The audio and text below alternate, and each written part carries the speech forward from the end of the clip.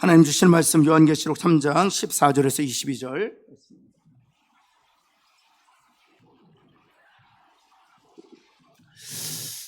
3장 14절에서 22절. 자, 먼저 14절 말씀 보도록 하겠습니다. 교독합니다. 라오디아 교회의 사자에게 편지하라. 아멘이시요 충성되고 참된 증인이시요 하나님의 창조의 근본이시니가 이르시되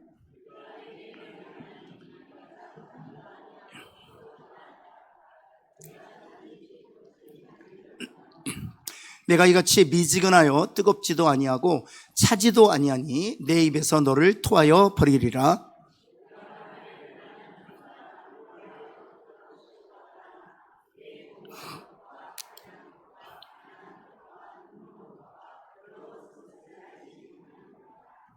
내가 너를 권하노니 내게서 불로 연단한 금을 싸서 부요하게 하고 흰 옷을 사서 입어 벌거벗은 수치를 보이지 않게 하고 안약을 사서 눈에 발라보게 하라.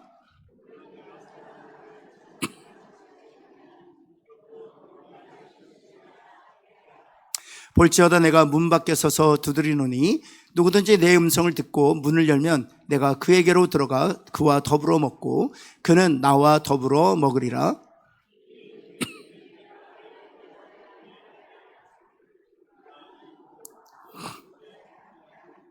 같이 읽겠습니다. 귀에 있는 자는 성령이 교회들에게 하시는 말씀을 들을지어다. 아멘. 아멘. 우리 좌윤 들어가고 이렇게 인사할까요? 뜨겁게 신앙생활 합시다. 한번 할까요?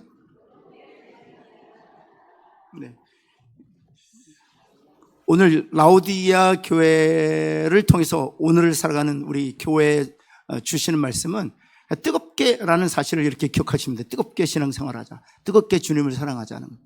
어떤 분은 그러시더라고요. 뭘 그렇게 열정적으로 찬양하고 열정적으로 기도하고 열정적으로 설교하고 그러는데 라오디아 교회를 통해서 주님 분명히 말씀하셨어요. 뜨겁게 신앙생활하라. 제발 좀 열정적으로 신앙생활하라. 는 것이죠. 여러분, 그것이 바로 라오디아 교회를 통해서 주시는 말씀입니다. 7교회를 통해서 주신 말씀 하나씩 좀 짧게 살펴보면 에베소 교회를 통해서 주신 말씀은 처음 사랑을 가지라. 여러분 성경을 한번 보시겠습니까? 2장 5절 말씀입니다. 볼펜으로 이렇게 체크하셔도 좋고요. 2장 5절. 우리 처음 행위를 가지라 그런 거죠. 4절 말씀에 그 처음 행위라는 것은 너의 처음 사랑을 버렸다. 그래서 그 처음 사랑을 다시 회복하라는 것입니다. 그래서 에베소 교회를 통해서 말씀한 이 처음 사랑은 형제와 자매에 대한 사랑이에요. 그래서 우리가 그리스도 안에서 한 지체가 되었으니까 서로 사랑하라는 것입니다. 그래서 라오디게아에서도 이제 뜨겁게 사랑하라는 것이거든요. 그건 누구냐면 주님입니다. 그래서 에베소 교회를 통해서 말씀하시는 것은 뜨겁게 사랑하라 말씀하시는데 그건 형제에 대한, 자매에 대한, 서로의 지체에 대한 것이고요. 라오디게아는 뜨겁게 사랑하라 말씀하셨을 때 그거는 대상이 주님이에요. 그래서 이렇게 에베소 교회 라오디게아의 처음과 나중을 보면 사랑해야 된다는 거예요. 주님을 뜨겁게 사랑하면서 동시에 뜨겁게 형제를 사랑해야 된다는 것입니다. 옆에 있는 분에게 좀 쑥스럽지만 한 번 더 하겠습니다. 주님을 뜨겁게 사랑하는 마음으로 당신을 뜨겁게 사랑하겠습니다. 뭐랄까요?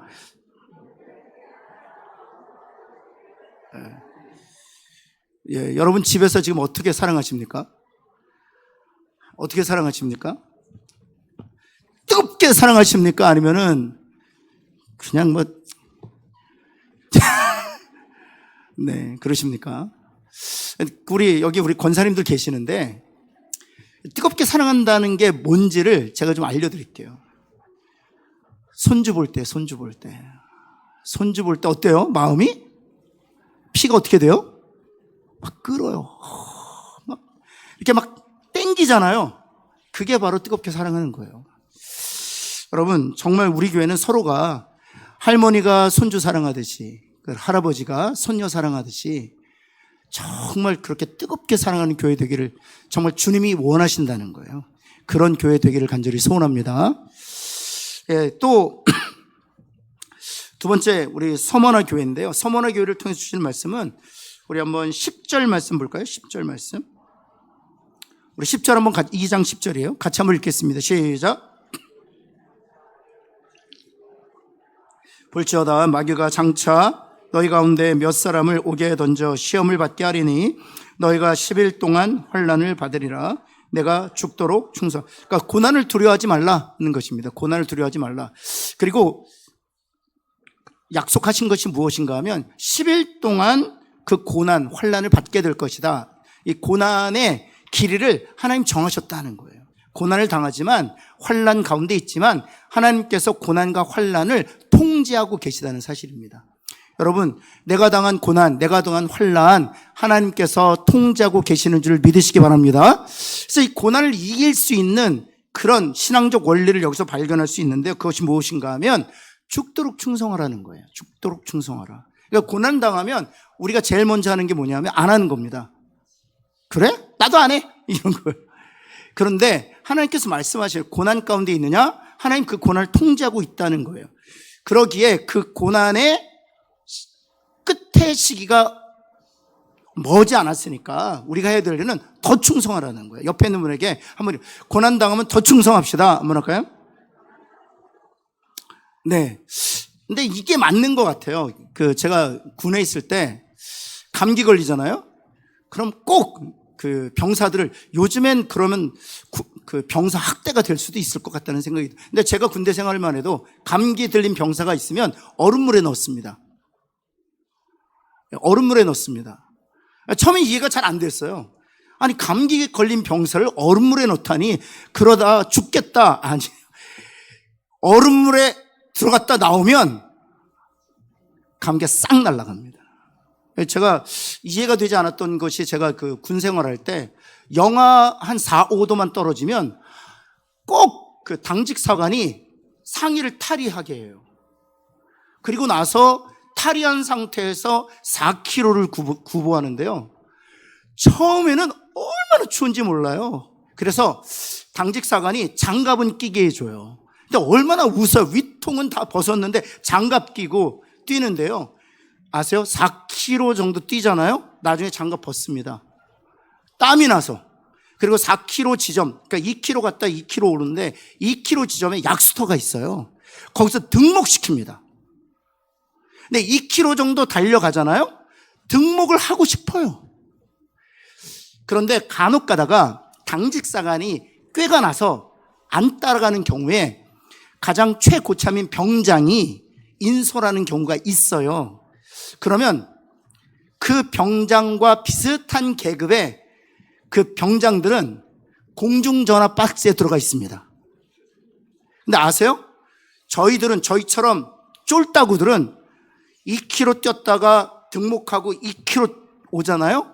몸에 열이 나고 있는데 아직도 공중전화 박스에 있는 병장들은 사시나무 떨듯이 떨고 있어요. 무엇을 얘기하느냐? 그리고 나서 이제 부대에 들어와서 샤워를 하잖아요. 저희 부대가 좀 좋았어요. 그래서 뜨거운 물도 나오는 부대였는데 뜨거운 물을 사용할 수가 없어요. 몸에 하도 열이 나서. 찬물로 샤워합니다. 그래서 찬물을 써도 제가 4km 동안 뛰는 동안 받았던 그 추위와 열기에 의하면 이 차가운 게 차갑게 느껴지지 않아요. 그건 미지근해요. 그래서 무엇을 말하느냐? 고난 당하겠지만 하나님 그걸 통제하신다는 거예요. 끝이 반드시 온다는 거예요. 그때까지 무엇하냐? 더 충성하라는 거예요. 그리하면 그 고난과 환난에서 우리가 반드시 승리하게 될 줄을 믿습니다. 옆에 있는 분에게 고난 당할 때 물러서지 맙시다. 한번 할까요? 네. 우리 교회가 또 그래야 되겠죠. 그 다음에 버가모 교회는 세속주의를 경계하라는 것입니다. 니골라당에 대한 문제를 다루었습니다. 니골라당에 대한 문제는 또 여러 신학적인 설명이 있어야 되기 때문에 넘어가겠고요. 세속주의를 경계하라는 것입니다. 두아디라 교회는 무엇을 의미하는가? 이건 좀 더 쉽죠. 19절 말씀 한번 볼까요? 2장 19절 말씀. 한번 같이 한번 읽겠습니다. 2장 19절 시작. 내가 내 사업과 사랑과 믿음과 섬김과 인내를 아노니 내 나중 행위가 처음보다 나중이 좋은 교회. 한번 옆에 있는 분에게 처음보다 나중이 좋은 신앙인 되십시다. 한번 할까요? 여러분은 어떠세요? 처음보다 나중이 더 좋으세요? 아니면은 처음이 더 좋으셨었어요? 한번 여러분 스스로 여러분의 그 신앙의 점수를 한번 매겨보시겠어요? 20대 몇 점? 10점 만점에 20대는 몇 점? 30대는 몇 점? 40대는 몇 점? 50대는 몇 점? 60대는 몇 점? 여기는 지금 60대가 안 계시니까 50대까지만 하겠습니다. 제 눈에는 다 그렇게 보여요. 여러분, 그렇다면 점수가 가장 높은 때가 언제입니까? 사실 제가 이 말씀 드리려고 하는 거예요. 지금이 가장 좋으셔야 돼요. 그리고 50대시라면 60대가 더 좋아야 돼요. 60대시라면 70대가 신앙이 더 좋아야 돼요. 70대라면 80대가 훨씬 더 인격적으로 성장하고 성숙해야 돼요. 근데 대부분의 경우엔 그렇지 않습니다. 오히려 30대가 더 영적인 전성기였었을 분도 계세요. 그래서 이렇게 만나서 교제하다 보면 30대 얘기만 합니다. 어떤 분은 40대 얘기만 해요. 여러분, 정말 두아디라 교회를 통해서 하나님께서 가지고 계신 교회를 향한 말씀은 나중에 더 좋은 교회가 되어야 한다는 것이죠. 나중에 더 좋은 교회. 한번 옆에 있는 분 다시 한번 축복합시다. 나중에 더 좋은 교회 되십시오. 한번 할까요? 그래서 현역으로 있을 때보다 은퇴했을 때 훨씬 더 신앙이 좋은. 근데 보면은요, 어떤 경우에는요, 은퇴하고 나서 신앙도 은퇴하시는 분들 굉장히 많습니다. 네, 신앙에서도 은퇴해요. 한 번은 저희 아버님이 제가 미국에서 있을 때 한국에 왔는데 아버님이 새벽에 주섬주섬 옷을 챙기시고 새벽 기도를 가시더라고요. 은퇴 이후에. 그래서 제 어머니한테 그랬죠. 아버지 뭐 은퇴하셨는데도 그러게 말이다. 10년을 그렇게 새벽 기도를 다니셨어요. 은퇴 이후에.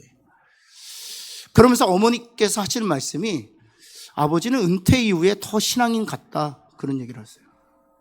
저는 그런 면에서 되게 존경스러웠어요. 저희가 지금은 다니시지 않습니다. 지금은 뭐 지금 한국 나이 만으로 94세시니까 아버님하고 이렇게 교회를 가잖아요. 아버님은 깊은 잠 가운데 들어가십니다. 옆에서 깊은 잠 가운데 들어가세요. 종종 그래서 아버님께서 그런 얘기를 하시더라고요.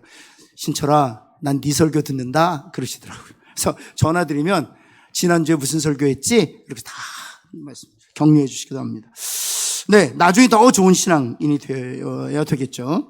네, 그 다음에 4대 빌라델비아 교회를 통해서 말씀하시는 것은 무엇입니까? 3장으로 한번 가볼까요? 3장 우리 한번 1절 한번 볼까요? 중반절 내가 살았다 하는 이름. 여기 보면 내가 살았다 하는 이름은 가졌으나 어떤 교회라고요? 죽은 교회라고. 우리 성도들이 살았다 하는 이름은 가졌으나 외면적으로 표피적으로는 진짜 이렇게 생동감 있는 그런 신앙인이에요. 굉장히 활동적인 그런 교인이에요. 그러나 주님이 보실 땐 죽은 교인이라 판단하실 수도 있다는 사실입니다. 반면에 빌라델비아 교회는 어떤 교회였습니까? 빌라델비아 교회는 빌라델비아 교회는 어떤 교회였습니까? 네. 우리 8절 한번 볼까요? 8절의 중반절, 내가부터 한번 이건 같이 한번 읽겠습니다. 시작. 내가. 내 말을 지키며 내 이름을 배반하지 아니하였다. 그쵸. 작은 능력을 가지고도 주께 충성했던 교회가 바로 빌라델비아 교회였다는 것입니다. 그럴 때 8절에 보면 열린 문을 내 앞에 두었다는 거죠. 누구도 닫을 수 없다는 것입니다. 이것은 교회 공동체로 얘기하면 복음의 문이기도 하지만 개인적인 것으로 하면 모든 것을 의미하기도 해요. 열린 문을 우리한테 두었다. 그래서 하나님께서 정말 모든 것에 막히지 아니하고 열려있는 은혜를 우리에게 주시는 것이죠. 한번 옆에 있는 분에게 한번 축복합시다. 열린 문의 은혜가 당신에게 있기를 바랍니다. 한번 할까요? 여러분, 그래서 이런 것들을 붙들고 기도하는 거야. 그러니까 약속과 말씀을 붙들고 기도한다는 것은 바로 이런 것입니다. 하나님, 처음 사랑을 가지는 교회가 되게 해주세요. 처음보다 나중에 더 좋은 교회가 되게 해주세요. 세속주의에 물들지 않는 교회가 되게 해주세요. 작은 능력을 가지고도 충성한 빌라델비아 같은 교회가 되게 하셔서 열린 문의 은혜와 복을 누리게 하여 주옵소서. 이건 약속하신 것이잖아요. 이 약속 붙들고 기도할 때 하나님께서 그런 응답을 주실 것을 믿습니다. 왜냐하면 요한계시록 7교회를 통해서 주시는 말씀은 그 당시 존재했던 7교회를 향하신 말씀일 뿐만 아니라 오늘을 살아가는 모든 교회에게 주시는 말씀이기 때문이에요. 그리고 하나님의 뜻이 있기 때문이에요. 그래서 하나님의 뜻대로 구하는 것마다 하나님께서 응답해 주시기 때문에 그 뜻을 이제 알았으니 기도로 그 뜻을 구하면 하나님께서 응답해 주시는 것이죠. 오늘은 라우디아 교회 더 뜨겁게 신앙생활하, 주님을 사랑하는 제목으로 말씀 증거할 텐데요. 이 라우디게아 교회의 문제는 무엇이었냐면 미지근한 신앙이 문제였습니다. 우리 계시록 3장 15절 말씀 볼까요? 계시록 3장 15절 우리 한번 같이 한번 읽겠습니다. 시작.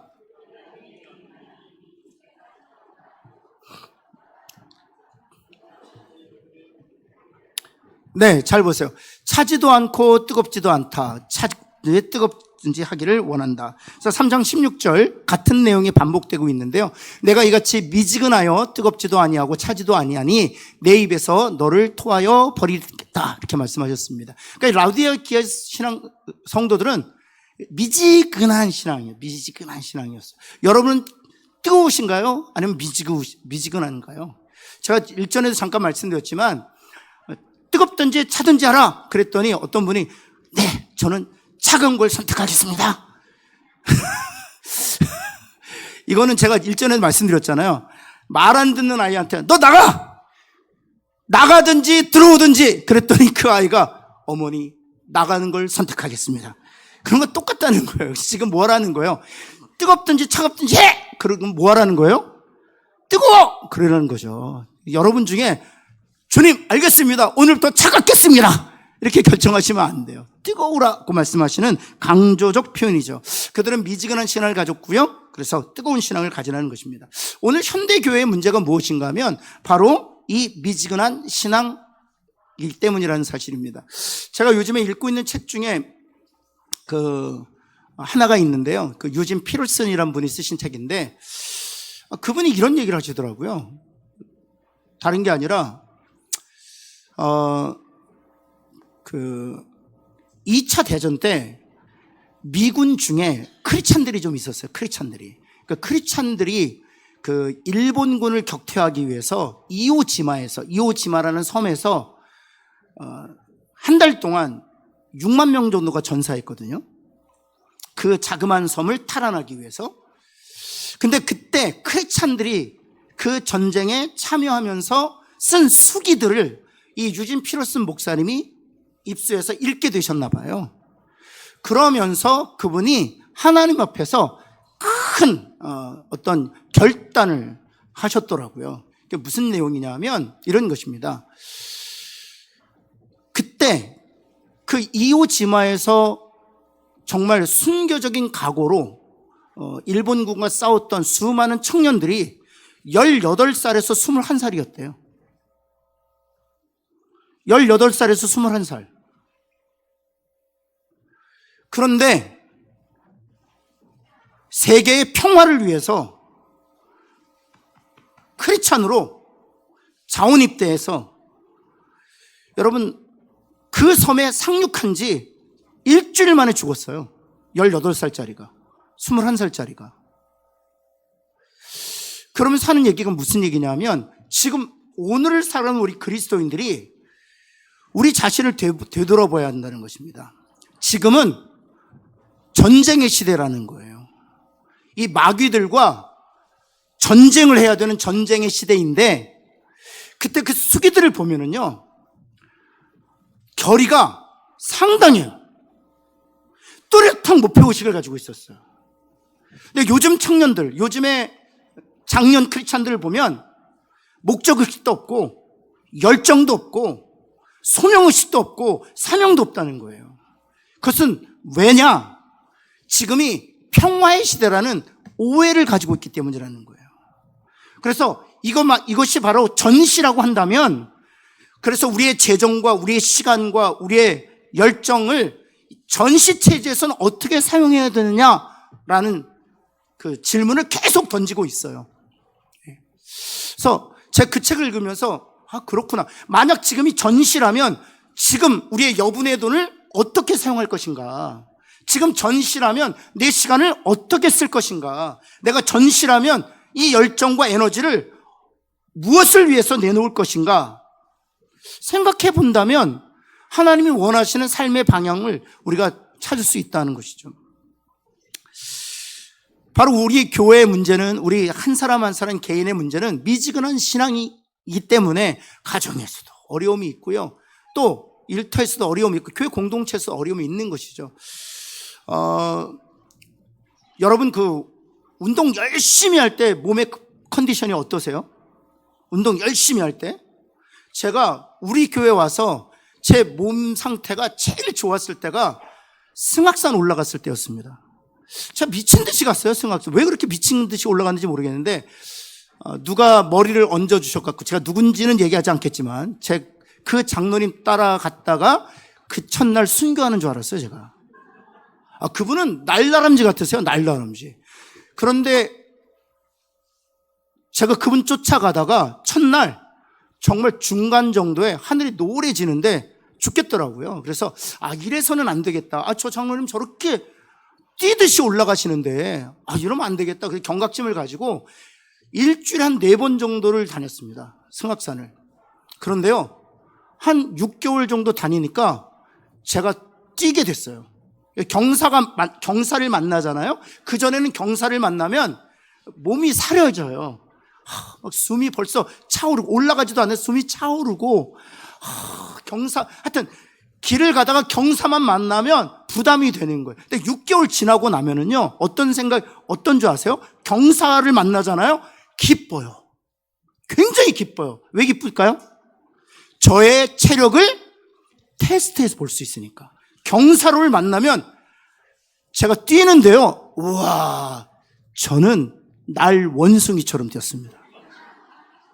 제 바디 컨디션이 정말, 그래서 어느 정도로 제가 다녔냐 하면, 우리 눈 온 적 있잖아요. 승악산에 눈이 잔뜩 와서 길이 다 없어진 상황에서도 제가 올라갔어요. 너무 좋으니까. 이 무슨 얘기를 하냐면, 아무것도 안 하고 처져 있으면 쉽게 병약해져요. 근데 굉장히 열정적이잖아요. 그러면 감기도 안 걸리고 웬만한 거는 경사를 만나도 쉽게 올라갈 수 있어요. 우리도 그래요. 열정적인 신앙이면 어려움 만나잖아요. 그럼 도전하고 싶어요. 이거 내가 쉽게 넘어갈 수 있어요. 도전하고 싶거든요. 그래서 주님이 말씀하시는 거예요. 그러니까 하나님을 위해서 우리에게 뜨거워져라 말씀하시는 게 아니라 우리 자신을 위해서 뜨거워져라 라고 말씀하시는 것이죠. 2번 한번 넘어가겠습니다. 라우디게 문제가 뭐였는가? 2번, 3번, 4번, 5번이 그게 문제인데, 라우디게의 미지근한 운천물, 이게 사실은 그 배경이거든요. 왜 라우디게아 교회의 그 미지근한 신앙을 말씀하실 때 물로 설명했느냐? 라우디게아 사람들이 먹고 마셨던 물이 다 미지근한 물이었기 때문입니다. 그것은 여러분 한번 보시면, 프린트물 보시면 라우디게아 북쪽에 위치한 히에라볼리, 거기는 뜨거운 온천수가 분출되고요. 라우디게아 남쪽에 위치한 골로새는 차가운 냉천수가 흘러요. 그래서 한번 지도 한번 보실까요? 여러분 지금 라우디게아가 보이시죠? 저 뒤에도 보이시나요? 라우디게아라고 이렇게 써 있는데, 라우디게아 바로 밑에 골로새가 있고요. 라우디게아 바로 위에 히에라볼리가 있어요. 히에라볼리. 그래서 히에라볼리, 이 볼리라는 단어는 폴리스라는 단어예요. 그리스 폴리스에서 나온 히에라폴리스라는 곳인데, 히에라볼리에서 라우디게아에서 골로새. 그래서 라우디게아가 정중앙에 있어요. 그럼 우리 성경에는 사실은 히에라볼리가 한 번밖에 나오지 않습니다. 근데 이 히에라볼리는 그 당시 소아시아에서 가장 유명한 도시 중에 하나였어요. 그리고 이 히에라볼리에서 누가 복음 전하다가 순교를 당하냐 하면 주님의 제자 중 빌립이 있죠. 빌립이 히에라볼리에서 복음 전하다가 순교를 당합니다. 그래서 여러분 히에라볼리 한번 사진 한번 보여드릴게요. 제가 여기서 에베소 가보고 라우디게아도 가보고 많이 가봤는데, 히에라볼리가 사실 유적지로서는 가장 많이 발굴되었어요. 이게 히에라볼리 아주 극히 일부분인데요. 다 보여드릴 수 없어서. 그리고 나서 그 다음 파무칼레라는 유명한 온천이 히에라볼리 있어요. 이게 바로 파무칼레예요. 그 유적지 바로 앞에. 그러니까 이 히에라볼리를 가려면 이렇게 버스를 타고 이렇게 가서 이렇게 꺾어서 들어가는데, 이 버스로 직진하는 그 이쪽에 하얀 천을 두른 것처럼 커튼을 추는 것처럼 쫙 돼 있어요. 그래서 이 파무칼레라는 이 터키 말이 어떤 뜻인가 하면, 흰 천을 두르다 이런 뜻이에요. 그래서 한 2, 3km 정도에서 직선으로 달리다가 이제 히에라볼리로 들어가게 되는데, 정면에서 이 파묵칼레를 보면 너무너무 이뻐요. 하얀 커튼이 들여진 것처럼. 그리고 저렇게 파란색의 물이 잠겨져 있는데 다 온천수입니다. 그래서 로마 황제들이 이 파묵칼레 히에라폴리스에 와서 요양을 많이 했어요. 그래서 이 히에라볼리는 사실은 에베소보다도 골로새보다도 빌라델비아, 서머나, 두아리다라보다도 훨씬 더 로마 황제들에게 이렇게 휴식을 주었던 아주 고대의 유적 도시죠. 그래서 여기서 뜨거운 물이 어디로 간다? 라오디게아로 가는 거죠. 그 다음 한번 볼까요? 이게 수로입니다. 이게 히에라볼리의 뜨거운 용천수를 라오디게아까지 끌어가는 겁니다. 이 수로는 히에라볼리 사람들이 났을까요? 라오디게아 사람들이 났을까요? 라오디게아 사람들이 났겠죠. 당연하죠. 왜냐하면 라오디게아는 안약 공장이 발달되어 있어요. 그 당시에 가장 유명한 안약 공장이 이 라오디게아에 있었어요. 그래서 이 안약으로 사실은 또 그 직물업으로 돈을 많이 벌어서 이런 수로를 내서 히에라볼리로부터 뜨거운 물을 끌어다 쓴 것이죠. 그리고 골로새에서는 냉천수가 있어요. 골로새 사진은 여러분에게 보여드릴 수가 없는데, 왜냐하면 골로새는 지금 개발이 안 돼 있습니다. 표지판만 있어요. 골로새라고 영어로 된 표지판밖에 없습니다. 아무것도 지금 개발이 안 돼 있는 상태예요. 그래서 이 골로새에서는 냉천이 나와서 역시 이 수로를 통해서 라오디게아로 가고 있었습니다. 그래서 이 히에라볼리에서 이 라오디게아까지 약 10km 정도 되거든요. 근데 10km를 온천수가 가다 보면 어떻게 될까요? 이제 미지근해지는 거예요. 그래서 골로새에서 냉천수를 끌어오는 거예요. 근데 끌어오지만 10km 정도 올라오다 보면 어떻게 되는 거예요? 미지근해지는. 그래서 라오디게아 사람들은 늘 미지근한 물만 먹는 거예요. 그래서 주님이 그것을 딱 사용하시는 거죠. 심볼로. 너희들이 마시는 미지근한 물처럼 너희의 신앙이 어떻다? 미지근하다. 이건 마치 이럴 수 있습니다. 제가 몽골에 한번 그 우문고비 쪽에 울란바토르 수도에서 한 우문고비까지 차로 한 20시간 정도 걸리고요. 도로가 이렇게 발달되어 있지 않기 때문에 차로, 봉고, 밴으로 한 20시간 정도 걸리거든요. 근데 20시간 정도 차를 타고 내려가서 우문고비에 가보았더니 거기 편의점이 있는 거예요. 그래서 그동안 저희가 뭐 이렇게 탄산수 같은 거 마시지 못했기 때문에 편의점에서 콜라를 하나 샀습니다. 그래서 콜라를 딱 타가지고 마셨더니, 이야, 저는 또 그런 콜라는 처음 받았어요. 콜라를 뜨겁게 데워가지고 콜라가 워낙 거기에 뜨거우니까 40도 열기가 있으니까 편의점이 어떻게 해서 냉장고가 없으니까 콜라가 뜨뜻하게 데워져가지고, 콜라가 무슨 맛일까요? 이상한 맛이에요. 그러면 저희가 그걸 써서 이룰 수 있는 것이죠. 너희의 신앙이 지금 무슨 맛과 같다? 콜라 맛과 같다. 이렇게 얘기하는 거죠. 지금 라오디게아 그런 얘기하는 것입니다. 그런데 여기 뜨겁다라는 단어는요, 정확하게 번역하면 펄펄 끓어야 한다 이렇게 번역할 수 있어요. 그러니까 뜨겁다라는 것이 단순히 이렇게 먹기 좋은 85도 C 정도 되는 것이 아니라 보리차 온도 있잖아요. 먹을 때 목을 따뜻하게 적셔줄 수 있는 그런 뜨거움이 아니고요, 펄펄 끓어야 한다는 것입니다. 펄펄 끓어야 한다. 그래서 옆에 있는 분에게 펄펄 끓는 신앙을 소유합시다. 한번 할까요? 이것이 저와 여러분의 기도 제목 되기를 간절히 소원합니다.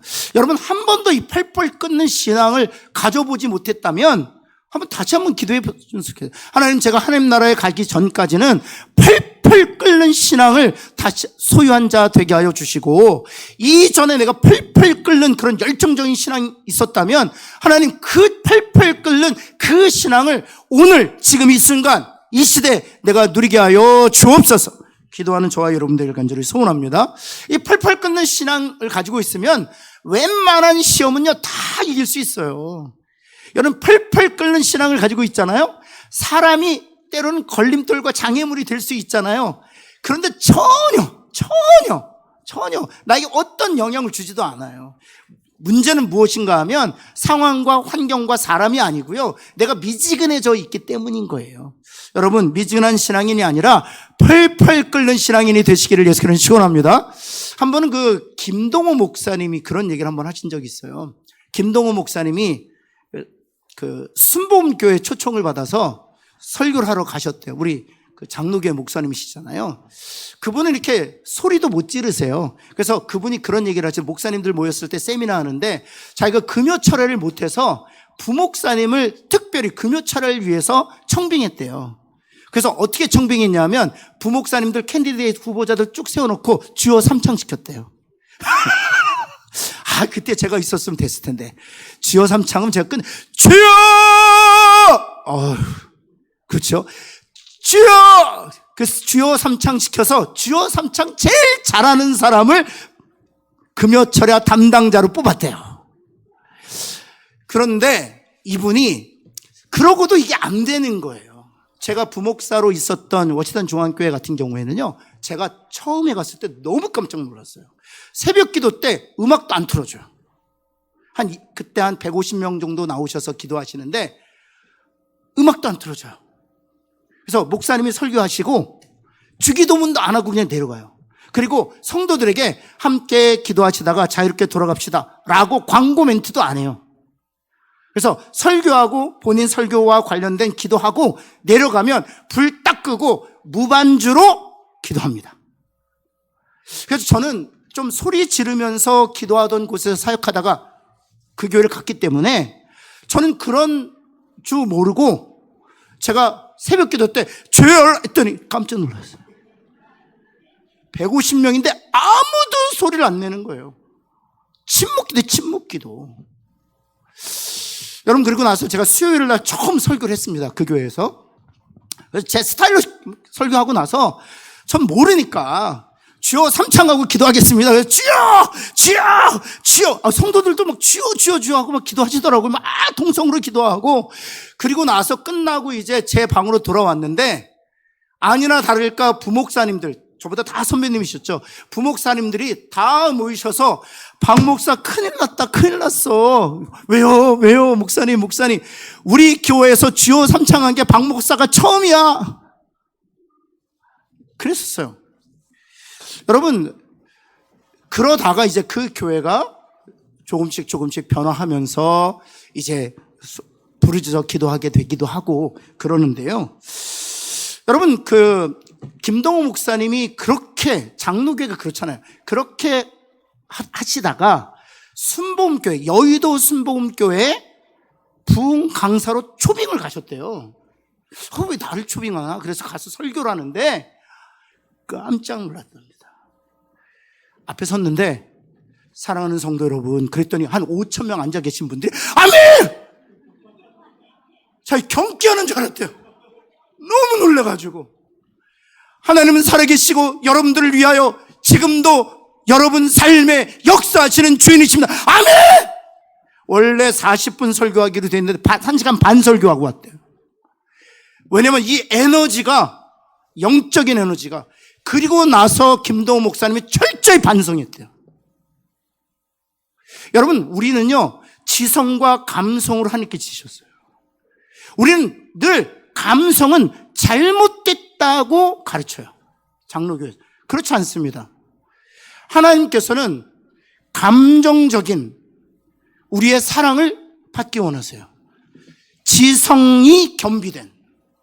저는 우리 교회가 그런 뜨거운 그런 교회 되기를 예수 그리스도님 축원합니다. 그렇지 않으면, 미지근하게 뜨겁지 않으면, 펄펄 끓지 않으면 어떻게 하겠느냐? 3번 볼까요? 미지근한 신앙을 가진 성도에 대한 주님의 반응. 우리 한번 3장 16절 한번 읽어볼까요? 여기 뜨겁지도를 이렇게 읽을게요. 펄펄 뜨겁지 아니하고, 이렇게 읽겠습니다. 시작. 내같이 이같이 미지근하여 펄펄 뜨겁지 아니하고 차지도 아니하니 내 입에서 너를, 그렇죠. 펄펄 뜨겁지 아니하면 내 입에서 너를 어찌하겠다? 토하여버리겠다 말씀하시는 거예요. 사랑하는 성도 여러분, 다윗이 하나님 앞에서 어떻게 춤췄습니까? 열정적으로 췄어요. 뜨겁게 춤을 췄어요. 그것이 바로 하나님이 원하시는 거예요. 여러분, 하나님이 누구신지에 대한 정확한 지성적 고백 바탕 위에서 감정적으로 하나님 앞에 찬양과 영광을 돌 때 하나님 다윗을 너무 기뻐하신 거예요. 저는 우리 교회가 그런 지성과 감성이 잘 균형을 맞춘 그런 뜨거운 펄펄 끓는 교회 되기를 다시 한번 예수 그리스도に기도하고 부탁드립니다. 그리고 4번, 광신과 전심을 차이가 있어야 돼요. 광신과 전심. 여러분, 펄펄 끓는 신앙인이 광신도 아니냐라는 그런 반문을 하시는 경우도 되게 많습니다. 결론부터 말씀드리면 펄펄 끓는데 광신도도 펄펄 끓어요. 근데 전심으로 주님을 사랑하는 사람도 펄펄 끓습니다. 근데 이 라오디게아 교회를 통해서 오늘 사랑하는 우리 교회에게 말씀은 광신도가 되라는 게 아니에요. 전심을 하나님 앞에 드리는 그런 다윗과 같은 펄펄 끓는 신앙이 되라고 말씀하시는데, 광신도와 전심으로 하나님을 사랑하는 것의 차이는 단 하나예요. 무엇인가 하면 하나님에 대한 지식이에요. 하나님에 대한 충만한 지식이 선행이 된 뒤에, 그리고 그 고백 위에서 감성적인 찬양과 고백이 있을 때 하나님께 그것을 전심으로 주님을 사랑하는 것으로 인정하신다는 사실. 광신도는 지식이 없어요. 자기 감정에 충만해서 자신의 감정만을 따를 뿐이에요. 저는 우리 교회가 정말 이성과 지성, 하나님에 대한 지식 위에서 하나님을 뜨겁게 고백하고 하나님을 뜨겁게 찬양하고 뜨겁게 부르짖는 교회 되기를 예수 그리스도님 다시 한번 축원합니다. 그러기에 장로교회가 훨씬 더 주님이 원하시는 뜨거움을 드릴 수가 있어요. 왜냐하면 이성과 지성 위에서 하나님을 뜨겁게 사랑하기만 하면 되기 때문에 그런 거죠. 그렇다면 5번, 무엇이 라오디게아 성도들을 이렇게 미지근한 신앙이 되게 했는가 한번 볼까요? A번 한번 볼까요? 미지근한 신앙의 뿌리는 무엇이에요? 세상적인 부요함이었습니다. 계시록 3장 17절 말씀 한번 같이 한번 읽겠습니다. 시작. 그렇죠. 부요하면, 모든 것에서 부요하면은요, 잘 기도가 안 돼요. 근데 부족하잖아요? 그럼 하나님께 부르짖게 돼 있어요. 하나님을 뜨겁게 찾게 돼 있어요. 여러분, 그래서 B, C, D는 그들이 얼마나 부유했는지를 보여주는 것인데요. B, 라오디게아 도시는 은행업과 금융업으로 유명했어요. 그래서 3장 17절 한번 볼까요? 곤고한 것과 가련한 것과 내가 가난한 것과 이렇게 표현하고 있는 것은 그들이 스스로 부유하다고 생각했지만, 금융업과 은행업으로 부유하다고 생각했지만 실제로는 곤고하고 가련하고 가난하다는 것이었습니다. 또한 3번 보시면은요, 안과대역으로 유명한 곳이 라오디게아 교회에 있었어요. 부르기아 가루라고 하는 이름하는 안약이 사실 이 라오디게아에서 생산되었는데요. 그래서 3장 17절 한번 볼까요? 안과 병원까지 있었던 그런, 정말 이 눈과 관련해서는 모든 도시보다 혁신적인 방법을 가지고 있었지만 실제 그들은 어떤 존재들이었다는 거예요? 눈먼 존재들이었다는 것입니다. 한번 D번 한번 볼까요? 직무업으로도 유명했어요. 그런데 한번 볼까요? 3장 17절. 그들은 어떤 상태였다는 거예요? 벌거벗은 상태였다는 것입니다. 그들은 직무업으로 좋은 옷을 입고 있다고 생각했지만 주님이 보실 때는 벌거벗은 거였어요. 그들은 안과 부르기아라는 안약으로 많은 부를 축적하고 눈 때문에 고생하는 사람이 없었지만 실제로는 그들은 눈이 먼 상태에 있었다는 것입니다. 은행업과 금융업으로 그들은 부유했었지만 실제로 그들은 가난하고 곤고한 사람들이었다는 것이죠. 여러분, 이 세상 사람들도 역시 마찬가지예요. 그들이 물질이 많아서 부자인 것 같지만 실은 곤고한 사람들인 것이거든요. 그리고 의사들이지만 여러분 그거 아세요? 의사들이 가장 많이 병들어 있다는 거 아세요? 이 영혼이 완전히 병들어 있어요. 여러분, 그래서 주님이 그 부분을 지적하시는 것이죠. 그러면 어떻게 해야 뜨거운 신앙을 가질 수 있는가 하는 것이죠. 예, 이게 이제 우리한테 중요한 것입니다. 1번 한번 볼까요? 1번은 우리 한번 같이 한번 읽겠습니다. 시작. 그렇죠. 내가 미지근한 신앙의 상태로 있다. 이것을 하나님 기뻐하시지 않는다. 지금 내가 미지근한 상태로 있다 보면 내가 병약해질 수밖에 없다는 것을 먼저 나의 문제를 먼저 인식하는 게 중요한 것이죠. 여러분, 3장 17절 말씀 한번 볼까요? 이것은 같이 한번 읽겠습니다. 시작. 가난한 것과 눈먼 것과 벌거벗은 것을 알았다는 거, 알지 못했다는 거예요. 그러니까 못하니까, 문제의식이 없으니까 기도하지 않는 거예요. 문제의식이 없으니까 그 문제를 해결하려고 들지도 않는 거예요. 첫 번째 중요한 단계는, 하나님, 나는 nothing, 아무것도 아닙니다. 저는 눈이 멀었습니다. 저는 벌거벗은 존재입니다. 실제로 저는 가난한 존재입니다. 라는 그런 인식이 있을 때 우리가 뜨거운 신앙이 될 수 있다는 것입니다. 이런 얘기가 있어요. 골짜기가 깊을수록 산은 높다, 이런 얘기를 하죠. 여러분, 문제의식을 갖고 그 문제를 해결하기 위하여 주님 앞에 달려가는 저와 여러분 되기를 예수 그리스도로 다시 한번 축원합니다. 두 번째는 무엇입니까? 주님에게서, 정확하게는 주님에게서 금과 흰옷과 안약을 사야 한다는 것입니다. 이 모든 것을 누구로부터 얻어야 한다? 주님으로부터 얻어야 한다는 것입니다. 이 뜨거운 신앙은 주님으로부터 얻을 수 있다는 것입니다. 그래서 여러분, 기도할 때 주님께 날려가 예수님의 이름으로, 하나님, 그 열정을 내게 주옵소서, 뜨거움을 내게 주옵소서, 펄펄 끓는 신앙인으로 살도록 주님 내게 역사하여 주옵소서. 기도하는 저와 여러분 되길 바랍니다. 그래서 3장 18절 말씀 한번 보실까요? 같이 한번 읽겠습니다. 내가 너를 권하노니, 그렇죠? 불로 연단한 금을 사서 부요하게 하고, 흰옷을 사서 입어 벌거벗은 수치를 보이지 않게 하고, 안약을 사서 눈에 발라보게 하라. 이게 다 중요해요. 근데 여기서 가장 중요한 것은 이것을 누구로부터 사냐는 거예요. 내가 너를 권하노니 누구에게서? 내게서. 이 뜨거운 열정은 주님에게서만 주어지는 거예요. 주님이 저와 여러분에게 이 뜨거운 신앙을 주시기를 예수 그리스도에 다시 한번 축원합니다. 옆에 있는 분 한번 축복해요. 주님이 당신에게 뜨거운 열정 주시기를 바랍니다. 한번 할까요? 여러분, 우리 부목사님들 계시는데요, 보세요. 우리 부목사님들 중에서도 뜨거운 분이 좋아요, 아니면 미지근한 분이 좋아요? 제가요, 그래서 제가 약간 성도들에게 부목사 시절에 사랑을 많이 받았어요. 제가 좀 뜨겁잖아요. 그래서 성도들이 저를, 특별히 우리 권사님들이 저를 너무너무 좋아했어요. 왜냐면 제가 있으면 막 이렇게 생기가 돈다고. 네. 그러니까 뜨거운 게 좋은 거예요. 한번 옆에 뜨거운 게 좋은 거예요. 한번 할까요? 뜨거운 게 좋은 거예요. 지금 제가 기도 제목이에요. 제가 죄송합니다. 여기 어르신들 계시는데, 이게 자꾸 나이가 들면서 뜨거움이 식어요. 제가 몸이 되게 열이 많았는데 몸이 차가워지고 그렇죠. 나이가 들면 몸이 차가워지죠. 근데 제가 다시 기도해야 되겠어요. 하나님 되게 뜨거운 열정을 주옵소서. 기도해야 되겠어요.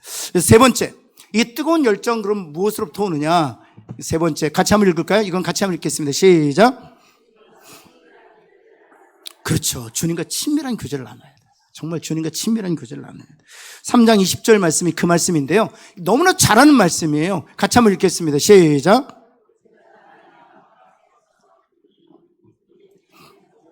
문을 여면 내가 그에게로 들어가 그와 더불어 먹고. 그 몇몇 목사님들이 이 본문을 구원의 초청으로 사용하시는 경우가 있어요. 여기 잘 보면 주님이 문 안에 계세요? 문 밖에 계세요? 그렇죠. 그리고 주님이 뭐 하고 계세요? 두드리죠. 그러면 문은 누가 열어야 돼요? 문을 열면, 내 음성을 듣고 문을 열면 음성을 듣는 주체는 누구예요? 우리죠. 그리고 문을 여는 주체도 누구예요? 우리죠. 그러니까 주님이 두드리는데 누가 열어야 한다는 거예요? 이걸 가지고, 이 말씀을 가지고 구원 초청을, 이 본문을 써요. 절대로 잘못된 거예요. 다음에 여러분의 어느 목사님이 그런 방식으로 이 본문을 사용한다, 잘못된 거라고 목사님께 가셔서 꼭 말씀해 주세요. 이 3장 20절은 구원 초청의 본문이 아니에요. 이것은 성숙, 성화와 관련된 초청이에요. 여러분, 그래서 우리가 그 렘브란트의 그 그림도 보여주잖아요. 이 본문 할 때 주님이 이렇게 등불 켜시고 밖에서 뭐 하고 있어요? 근데 뭘 보라고, 이 문에 뭐가 없다고. 그렇죠. 고리가 없잖아요. 그래서 제가 그 렘브란트의 그 그림, 고리가 없네. 그럼 누가 열어야 되는 거예요? 안에서 열어야 된다. 그래서 저도요, 그때요, 아멘 그랬어요. 제가 아멘. 노맨이에요. 노맨이에요. 그거는 성경적이지 않아요. 복음적이지 않아요. 여러분, 주님이 우리를 구원하실 때에는 도끼로 문을 뽀개 갖고 들어오신 거예요. 그걸 아셔야 돼요. 우리가 문을 열지 않으려고 단단히 막고 있었어요. 그런데 주님이 갑자기 내 문 안에 존재하시는 거예요. 여러분, 지금 이것은 교제하자는 거예요. 교제. 여러분, 우리가 하나님의 은혜로 값없이 우리가 구원을 얻었지만 우리가 더 뜨거운 신앙인이 되기 위해서는 어찌해야 된다? 주님을 모셔드려야 된다. 내 삶에. 그래야 우리가 왜냐하면 모든 것은 주님으로부터 우리가 얻어지니까. 사랑하는 성도 여러분, 정말 우리 예배 가운데에도 주님이 계시고 기도 가운데에도 주님이 계시고 여러분 개인적인 삶에서 성경을 묵상할 때도 주님이 임재하시기를 예수 그리스도는 축원합니다. 성경을 여는 행위가, 기도의 자리로 나아가는 행위가, 내가 머문 자리에서 간절히 주님의 이름을 부르는 행위가 문을 여는 행위예요. 우리가 예배당에 있든지 일터에 있든지 그리고 가정에 있든지 상관없어요. 조용히 서서 주님의 이름을 간절히 부르면 우리가 문을 열고 주님을 그 자리에 모셔드리는 거예요. 그럼 뭐라고 말씀하셨어요? 그는 나로 더불어 먹고 나는 그로 더불어 먹으리라. 펠로우십을 말하는 것이거든요. 여러분, 주님과 이렇게 깊은 사귐이 있을 때 우리는 주님을 닮아서 더 뜨거운 신앙으로 변화되어 갈 줄을 믿습니다.